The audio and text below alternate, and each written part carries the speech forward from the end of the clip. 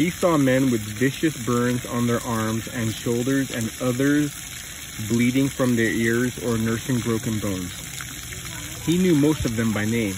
There were only so many places for people to go on the rig. It was essentially a small village in the middle of the ocean, and everyone made it to the cafeteria or the recreation room or gym sooner or later. One man, however, looked only vaguely familiar, a man who seemed to be staring at him from across the crowded room. Dark-haired and maybe 4 years old, he was wearing a blue windbreaker that someone on the ship had probably lent him. Dawson thought he looked out of place, more like an office worker than a roughneck.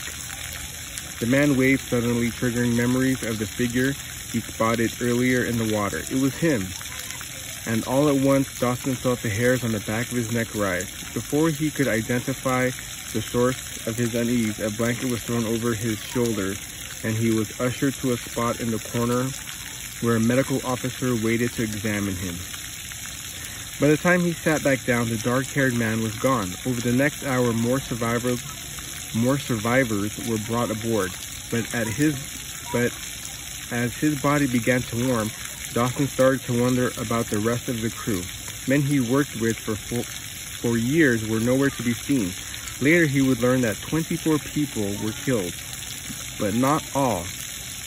Most, but not all of the bodies were eventually found. While he recovered in the hospital, Dawson couldn't stop thinking about the fact that some families had no real way to say goodbye. He had trouble sleeping since the explosion, not because of any nightmares, but because he couldn't shake the feeling of being watched. He felt haunted. As ridiculous as that sounded, day and night he occasionally caught a glimpse of movement from the corner of his eye, but whenever he turned, there was never anyone or anything there that could explain it. He wondered if he was losing his mind.